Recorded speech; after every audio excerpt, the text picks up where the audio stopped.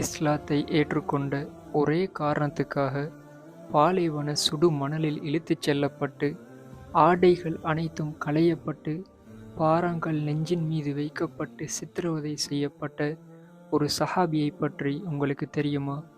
அவருடைய பேருதான் பிலால் இப்னு ரபாஹா ரலியல்லாஹு அன்ஹு.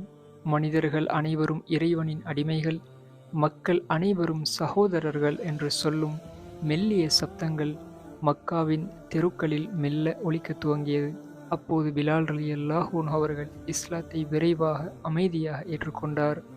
இவர் இஸ்லாத்தை ஏற்றுக்கொண்டதை அறிந்த உமையா இப்னு ஹலஃப் மற்றும் அவனது கூட்டாளிகள் இவரை குறிவைத்தார்கள். மக்காவின் பாலைவன கொளுத்தும் வெயிலில் இவர்களது ஆடைகள் ஆற்றப்பட்டு சூடான மணலில் இழுத்துச் செல்லப்பட்டார். பாறாங்கல்லை நெஞ்சின் மீது வைத்து அடிக்கப்பட்டார், சித்திரவதை செய்யப்பட்டார். ஒரே ஒரு வேண்டுகோள் மட்டும்தான், இஸ்லாத்தை விட்டுவிட வேண்டும். ஆனால் பிலால் ரலியல்லாஹு அன்ஹு அவர்கள் இஸ்லாத்தை விட்டுவிட ஒருபோதும் தயாராக இல்லை. ஒவ்வொரு முறையும் அடிக்கப்படும் போது அஹத் அஹத் என்றார்கள். இந்த வார்த்தைகளால் சித்திரவதை இன்னும் அதிகரித்தது. கொடுமைகள் எல்லை மீறியது. ஒரு நாள் பிலால் ரலியல்லாஹு அன்ஹு அவர்கள் சித்திரவதை செய்யப்பட்டு கொண்டிருந்ததை பார்த்த அபூபக்கர் ரலியல்லாஹு அன்ஹு அவர்களால் இதனை தாங்கிக் கொள்ள முடியவில்லை. எஜமான் உமையாவுக்கு ஒரு பெரும் தொகையை கொடுத்துவிட்டு பிலால் ரலியல்லாஹு அன்ஹு அவர்களை விலைக்கு வாங்கி விடுதலை செய்தார்கள்.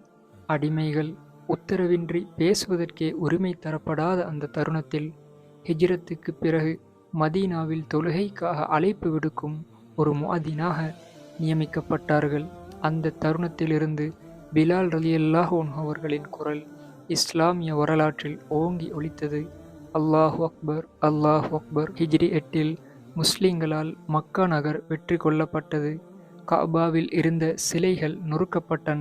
இனப்பெருமை பேசி கஅபாவில் நுழைவது என்ன? அதன் நிழலில் கூட உட்கார விடப்படாத பிலால் ரலியல்லாஹு அன்ஹு அவர்களை பார்த்து நபி அவர்கள் கூறினார்கள், பிலால், கஅபாவின் மீது ஏறுங்கள், அதான் சொல்லுங்கள் என்று. அந்த தருணம் இஸ்லாமிய வரலாற்றில் இனப்பெருமை சுக்கு நூறாக நொறுங்கிய தருணம். நபி அவர்களுக்கு பின் பிலால் ரலியல்லாஹு அன்ஹு அவர்கள் மதீனாவில் இருக்க விரும்பவில்லை. எல்லை பிரிவில் கலந்து கொள்வதற்காக ஷாம் நகரை நோக்கி பயணப்பட்டார்கள். ஹிஜ்ரி 20 நோய்வாய்ப்பட்டு இறப்பெய்து அடக்கம் செய்யப்பட்டார்கள்.